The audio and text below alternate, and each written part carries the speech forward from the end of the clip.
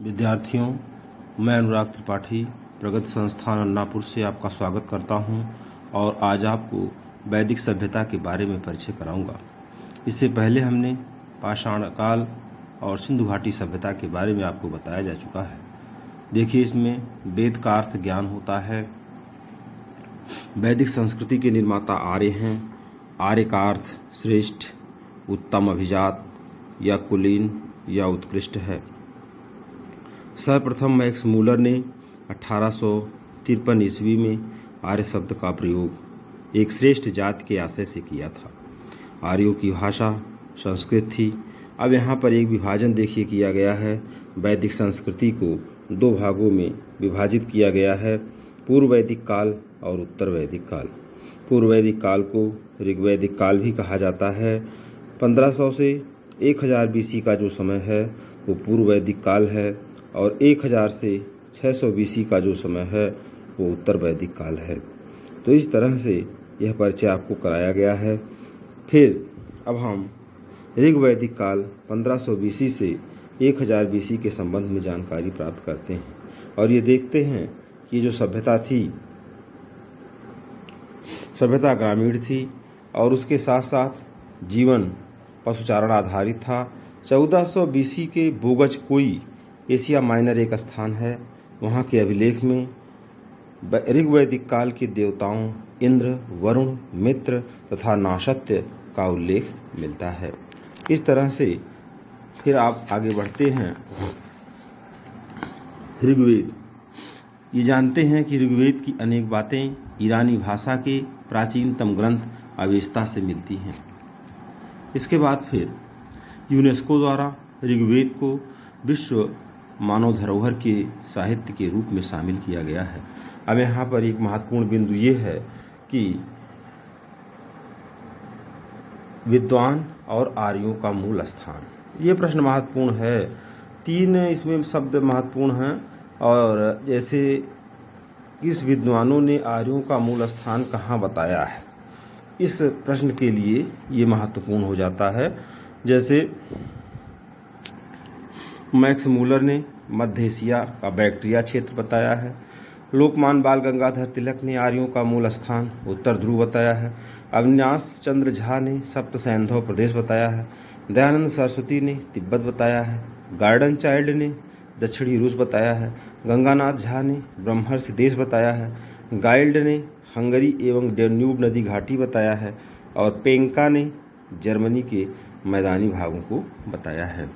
इसके बाद ऋग्वैदिक काल में भौगोलिक विस्तार, भौगोलिक विस्तार कहाँ कहाँ था पूर्व वैदिक काल या ऋग्वैदिक काल में, तो सप्त सैंधव क्षेत्र का उल्लेख किया गया है। सिंधु, सरस्वती, शतुद्री, विपाशा, परुषणी, वितस्ता, अश्किनी, जिसको चेनाब कहा जाता है। प्राचीन नाम और आधुनिक नाम, रावी का प्राचीन नाम परुषणी है। सतलज का प्राचीन नाम शतुद्री है। चेनाब का प्राचीन नाम अश्किनी है। झेलम का प्राचीन नाम वितस्ता है। व्यास का प्राचीन नाम विपाशा है। गोमल का प्राचीन नाम गोमती है। काबुल का प्राचीन नाम कुंभा या कुंभ है। गंडक का प्राचीन नाम सदानीरा है। कुर्रम का प्राचीन नाम कुंभ है और सिंधु नदी या इंडस कहा जाता है। इस तरह से प्राचीन नदियों के बारे में आपने देखा कि उनको क्या कहा जाता था। अब हम आते हैं सामाजिक स्थिति के बारे में। ऋग्वैदिक काल में सामाजिक स्थिति के संदर्भ में देखिए, ऋग्वैदिक समाज पितृसत्तात्मक था। समाज की छोटी आधारभूत इकाई परिवार या कुल थी, जिसका मुखिया पिता होता था, जिसे कुलप कहा जाता था। संयुक्त परिवार प्रथा प्रचलित थी। एक नृत्य शब्द आया है। दादा, नानी, नाती, पोते आदि के लिए नृत्य शब्द का प्रयोग किया गया है। वर्ण व्यवस्था के चिन्ह मिलते हैं। यहाँ देखिए 2 प्रश्न बहुत महत्वपूर्ण हैं। ऋग्वेद के 10वें मंडल के पुरुष सूक्त में 4 वर्णों की उत्पत्ति का वर्णन है। ऋग्वेद में लोपामुद्रा, घोषा, सिक्ता, अपाला एवं विश्ववारा जैसी विदुषी स्त्रियों का वर्णन है और ऐसी कन्याएं जो जीवन भर अविवाहित रहती थीं उन्हें अमाजू कहा जाता था। नियोग प्रथा प्रचलित थी। देवर पति की अनुपस्थिति में देवर के साथ संबंध स्थापित करके पुत्र प्राप्ति नियोग कहलाता था। अनुलोम विवाह उच्च वर्ण का पुरुष होता था। प्रतिलोम विवाह में उच्च वर्ण की स्त्री होती थी। फिर आगे देखिए आप, इसमें एक शब्द लिखा गया है भिषज। भिषज शब्द वैद्य के लिए प्रयुक्त है।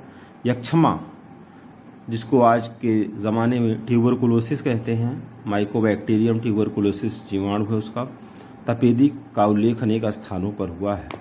शवदाह की प्रक्रिया भी प्रचलित थी। राजनीतिक स्थिति या ऋग्वैदिक कालीन में समाज कबीलाई व्यवस्था पर आधारित था। लोग जन और कबीलों में विभाजित थे। कबीले का एक राजा होता था जिसे गोप कहा जाता था। आर्यों को पंचजन भी कहा जाता था, जिसमें 5 कबीले होते थे: अनु, द्रुह, पुरु, तुर्वस, यदु। और यहाँ देखिए राजा, उसके बाद पुरोहित का स्थान था, पुरोहित के बाद विस्पत, विस्पत के बाद ग्रामणी, ग्रामणी के बाद कुलप। एक युद्ध है जो अक्सर परीक्षाओं में पूछा जाता है, दशराग युद्ध। वैदिक काल में परुषणी नदी के तट पर भरत वंश के राजा सुदास और 10 जनों के बीच, जिसमें से 5 आर्य और 5 अनार्य के बीच यह युद्ध हुआ था। भरत जन के राजा सुदास की इसमें विजय हुई थी, जिसका ऋग्वेद में विस्तार से उल्लेख किया गया है। इस तरह से आप इसको देख सकते हैं एक बारगी में भी।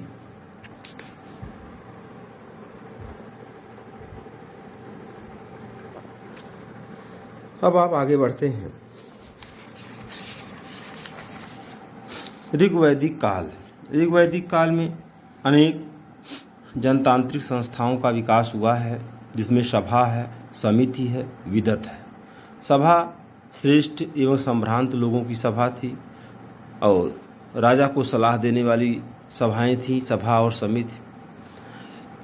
समिति जो थी सामान्य जनता की संस्था थी और केंद्रीय राजनीतिक संस्था कहलाती थी।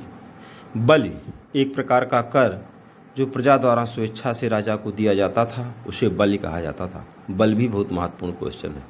ऋग्वेद में राजा को गोप्ता जनस्य अर्थात कबीले का संरक्षक तथा पूरा भेक्ता अर्थात नगरों पर विजय पाने वाला कहा गया है। अब आप यहाँ देखेंगे आर्थिक स्थिति के संदर्भ में आप इस बात को देख रहे हैं कि आर्यों की संस्कृति ग्रामीण एवं कबीलाई थी। प्राथमिक पेशा पशुपालन था, द्वितीयक पेशा कृषि था। गाय पवित्र पशु थी। सिंधु घाटी की सभ्यता में आपने देखा था प्राथमिक पेशा कृषि थी, लेकिन यहाँ पे प्राथमिक पेशा पशुपालन है। गाय जो थी वो पवित्र पशु थी। गाय को अष्टकर्णी भी कहा जाता है उस जमाने में, जो उसके ऊपर स्वामित्व का सूचक है। गविष्टि ऐसा शब्द है जो गाय को महत्व बताने वाला शब्द है।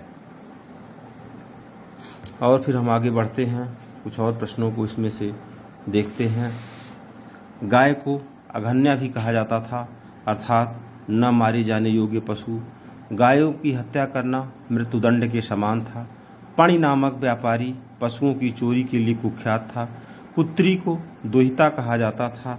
घोड़ा आर्य समाज का अति उपयोगी पशु था। ऋग्वेद के 4थे मंडल में कृषि संबंधी कार्यों का भी उल्लेख है। एक अनाज यव या जव का भी उल्लेख है।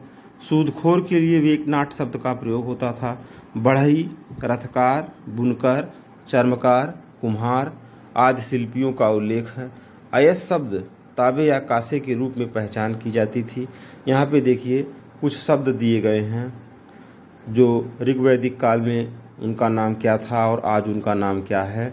उर्वरा उपजाऊ भूमि, लांगल या शीर हल के लिए, ब्रिक बैल के लिए, करीस सकृत गोबर की खाद के लिए, सीता हल की बनी नालियों के लिए, अवल कूप या कुआं के लिए, किवास हलवाहा, पर्जन्य बादल, उर्दर अनाज मापने वाला पात्र। तो इस तरह से ये देखिए प्राचीन इनका ऋग्वैदिक काल में क्या कहा जाता था और आज क्या कहा जाता है। ये कभी कभी तत्सम में भी इसका प्रयोग हो जाता है। तत्सम शब्द में भी प्राचीन ऋग्वैदिक जो शब्द हैं वही तत्सम शब्द हैं, जो कि संस्कृत शब्द ही तत्सम होता है। यहाँ देखिए, तक्षण बढ़ई के लिए, भिषज वैद के लिए, कुसीद ऋण लेने व बल देने की प्रथा, अनस बैलगाड़ी। अब यहाँ देखिए, ऋग्वैदिक कालीन धार्मिक स्थिति। धार्मिक स्थिति जब आप देखेंगे तो 3 तरह के देवताओं का उल्लेख है। आकाश के देवता, अंतरिक्ष के देवता, पृथ्वी के देवता। आकाश के देवता में सूर्य, धौंस, वरुण, मित्र, पूषण, विष्णु, सविता, आदित्य, उषा, अश्विन। अंतरिक्ष के देवताओं में इंद्र, रुद्र, मरुत, वायु, पर्जन्य, यम, प्रजापति। पृथ्वी के देवता में अग्नि, सोम, पृथ्वी, बृहस्पति, सरस्वती। अब यहाँ पर अलग अलग देवताओं की विशेषता बताई गई है। इंद्र, ऋग्वेद में इंद्र को पुरंदर भी कहा गया है। ऋग्वेद के 250 सूक्त इंद्र को समर्पित हैं। इंद्र को आर्यों का युद्ध नेता तथा वर्षा, आंधी, तूफान का देवता माना गया है। इंद्र आर्यों के सर्वाधिक महत्वपूर्ण देवता थे। अग्नि दूसरे महत्वपूर्ण देवता, 200 सूक्त इनको समर्पित है। अग्नि का कार्य मनुष्य एवं देवताओं के बीच मध्यस्थता स्थापित करना था। वरुण 30 सूक्त समर्पित है, जलनिधि का प्रतिनिधित्व करते हैं। वरुण को ऋतस्य गोपा कहा जाता है। गायत्री मंत्र। सविता सूर्य देवता को समर्पित है, जिसका उल्लेख ऋग्वेद के 3 मंडल में किया गया है, जिसके रचनाकार विश्वामित्र हैं। आगे सोम देवता, पेय पदार्थ का देवता माना गया है, जिनका उल्लेख ऋग्वेद के 9वें मंडल में किया गया है। धौंस ऋग्वैदिक कालीन देवताओं में सबसे प्राचीन माने गए हैं। धौंस सरस्वती नदी की देवी थीं, जो बाद में विद्या की देवी हो गईं। इस काल में मूर्ति पूजा का उल्लेख नहीं मिलता। पूषण पशुओं के देवता थे, जो उत्तर वैदिक काल में शूद्रों के देवता हो गए। रुद्र अनैतिक आचरण से संबद्ध माने जाते थे, चिकित्सा के संरक्षक थे। हालर ने इन्हें यूनानी देवता अपोलो के समान माना है। रुद्र को कभी कभी शिव और कल्याणकर कहा जाता था। उपासना विधि में प्रार्थना और यज्ञ के रूप में। उपासना का उद्देश्य इस समय भौतिक सुखों की प्राप्ति थी। अरण्यानी का मतलब जंगल की देवी। ऋग्वेद के प्रथम तथा 10वें मंडल की रचना संभवतः सबसे बाद में की गई। ऋग्वेद के प्रथम मंडल और 10वें मंडल की रचना संभवतः सबसे बाद में की गई थी। इसके बाद हम आ जाते हैं उत्तर वैदिक काल। उत्तर वैदिक काल, जिसका समय 1000 बीसी से 600 बीसी निर्धारित है। महत्वपूर्ण स्रोतों में यजुर्वेद, सामवेद, अथर्ववेद, ब्राह्मण ग्रंथ, उपनिषद एवं आरण्यक है। 1000 बीसी में आप जानते हैं लोहे की शुरुआत हो चुकी थी। चित्रित धूसर मृदभांड एक महत्वपूर्ण साक्ष्य के रूप में मिला है, और सभ्यता का जो प्रसार है सरस्वती नदी से लेकर गंगा की दोआब तक विस्तृत था। भौगोलिक विस्तार के संबंध में सभ्यता का केंद्र पंजाब से बढ़कर अब कुरुक्षेत्र तक, मतलब दिल्ली के आसपास तक था। और शतपथ ब्राह्मण में उत्तर वैदिक कालीन नदी रेवा या नर्मदा, जो मध्य प्रदेश की जीवन रेखा है, जिसके बारे में हमने आपको विस्तृत एक लेक्चर दिया है, और सदा नीरा, गंडक नदियों का उल्लेख किया गया है। सामाजिक स्थिति के संदर्भ में सामाजिक व्यवस्था का आधार वर्णाश्रम व्यवस्था थी। वर्णों का आधार कर्म पर आधारित न होकर जाति आधारित उत्तर वैदिक काल में होने लगा था। ऐतरेय ब्राह्मण में चारों वर्णों के कर्तव्यों का उल्लेख किया गया है। ऐतरेय ब्राह्मण में चारों वर्णों के कर्तव्यों का वर्णन मिलता है। इसके बाद फिर आप देखते हैं शतपथ ब्राह्मण में विदुषी कन्याओं का उल्लेख मिलता है। उत्तर वैदिक कालीन विदुषी कन्याएं जो थीं, गार्गी, गंधर्व, ग्रहीता, मैत्रेयी, बीढ़वती, कासनी। समाज पितृसत्तात्मक था। उत्तर वैदिक काल में गोत्र व्यवस्था स्थापित थी। सर्वप्रथम जाबालोपनिषद में चारों आश्रमों का विवरण मिलता है। ब्रह्मचर्य, गृहस्थ, वानप्रस्थ, संन्यास, इन चारों आश्रमों का उल्लेख सबसे पहले जाबालोपनिषद में मिलता है। 16 संस्कार भी आपसे परीक्षाओं में पूछे जाते हैं। 16 संस्कार कौन कौन से थे? नंबर 1 गर्भाधान, पुंसवन, सीमांतोन्नयन, जातकर्म, नामकरण, निष्क्रमण, अन्नप्राशन, चूड़ाकर्म, कर्णवेद, विद्यारंभ, उपनयन, वेदारंभ, केशांत अथवा गोदान, समाहर्तन, विवाह और सबसे अंत में अंत्येष्टि संस्कार होता है। विवाह के 8 प्रकार भी थे। विवाह भी अभी कभी पूछा जाता है परीक्षाओं में, जिसमें विवाहों में ब्रह्म विवाह, देव विवाह, आर्ष विवाह, प्रजापत्य विवाह ये प्रशंसनीय विवाह थे। असुर विवाह, गंधर्व विवाह, पैशाच विवाह, राक्षस विवाह ऐसे विवाह जो होते थे वो निंदनीय होते थे। अब देखिए उत्तर वैदिक काल की राजनीतिक स्थिति के संबंध में पहली बार क्षेत्रीय राज्यों का उदय हुआ। राजा की दैवी उत्पत्ति का सिद्धांत ऐतरेय ब्राह्मण में मिलता है। राजा को सम्राट, एकराट और अधिराज नामों से जाना जाता है। सभा और समिति आदि प्रतिनिधि संस्थाओं का प्रभाव कम हो गया। राजा का राज्याभिषेक राजसूय यज्ञ द्वारा संपन्न होता था। फिर आगे हम बढ़ते हैं। उत्तर वैदिक काल में सूत शब्द है। सूत का मतलब राजा का सारथी, ग्रामणी माने गांव का मुखिया, भागदूध कर संग्रहकर्ता, संग्रहीता कोषाध्यक्ष, अक्षावाप पासे के खेल में राजा के सहयोगी, गोविकर्तन जंगल विभाग का प्रधान, पागालक विदूषक महिषी मुख्य रानी के लिए प्रयुक्त होता था। आर्थिक स्थिति, पशुपालन की जगह अब कृषि प्रथम पेशा बन गया था। लोहे के लिए श्यामयस और कृष्णयस शब्द प्रयोग होता है। अतरंजी खेड़ा में पहली बार कृषि से संबंधित लौह उपकरण प्राप्त हुए हैं। फिर अब आप आ जाते हैं उत्तर वैदिक काल में लोग 4 प्रकार के बर्तनों से परिचित थे। काले व लाल रंग मिश्रित मृदभांड, काले रंग के मृदभांड, चित्रित धूसर मृदभांड, लाल मृदभांड। श्रेष्ठिन श्रेणी का जो प्रधान व्यापारी होता था उसे श्रेष्ठिन कहा जाता था। माप की इकाइयों में निष्क, शतमान, पाद, कृषणल और रत्तिका होती थी। गुंजा भी था। इसके बाद फिर ऋण 3 हैं, पितृ ऋण, ऋषि ऋण, देव ऋण। संतान उत्पन्न करना, पितृ ऋण, ऋषि ऋण, पुत्र को शिक्षित करना, देव ऋण, धार्मिक अनुष्ठान एवं यज्ञ आदि करके व्यक्ति इस ऋण से मुक्त होता था। फिर आप आते हैं उत्तर वैदिक काल की धार्मिक स्थिति के बारे में। वैदिक काल में इंद्र महत्वपूर्ण देवता थे। अब इंद्र के स्थान पे प्रजापति सृजन के देवता को सर्वोच्च स्थान मिला। अन्य प्रमुख देवता में रुद्र पशुओं के देवता, विष्णु लोगों के पालक, पूषण जो पहले पशुओं के देवता थे अब शूद्रों के देवता हो गए। सर्वप्रथम शतपथ ब्राह्मण में पुनर्जन्म के सिद्धांत का उल्लेख मिलता है। इस काल में 2 महाकाव्यों का भी वर्णन मिलता है, रामायण और महाभारत। वेद और उसके पुरोहित पूछे जाते हैं। ऋग्वेद के पुरोहित को होर्त कहा जाता था। सामवेद का उद्गाता, यजुर्वेद, अथर्व और अथर्ववेद के पुरोहित को ब्रह्मा कहा जाता था। अब यहाँ दोनों सभ्यताओं की तुलना की गई है, वैदिक सभ्यता और सिंधु सभ्यता। वैदिक सभ्यता ग्रामीण थी, सिंधु सभ्यता नगरीय थी। वैदिक सभ्यता में कृषि एवं पशुपालन महत्वपूर्ण था। सिंधु सभ्यता में व्यापार, व्यवसाय और कृषि महत्वपूर्ण थी।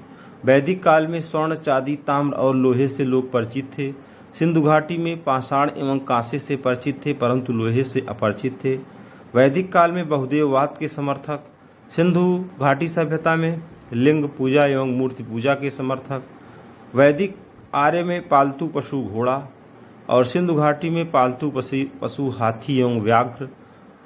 वैदिक काल में सुरक्षा हेतु कवच और सिर में हेलमेट जिसका तत्सम शिरस्त्रणा है, और सिंधु घाटी में इसके उपयोग का कोई साक्ष्य नहीं मिलता। इसके बाद फिर शिक्षा प्रणाली मौखिक थी। वैदिक में, सिंधु में चित्रात्मक लिपि थी। वैदिक सभ्यता पितृसत्तात्मक थी, जबकि सिंधु घाटी सभ्यता में परिवार मात्र सत्तात्मक था। पुरोहितों का नाम फिर से यहाँ लिख दिया गया है। ऋग्वेद के होर्त, सामवेद के उद्गाता, यजुर्वेद के अथर्व, अथर्ववेद के ब्रह्मा। फिर आप देखते हैं कि ये चैप्टर आपका विश्राम ले लिया। 6ठी शताब्दी ईसा पूर्व के भारत इसमें अब बताया गया है। तो इस तरह से आप इसको देखिए, समझिए, याद करिए। आपको बहुत बहुत धन्यवाद।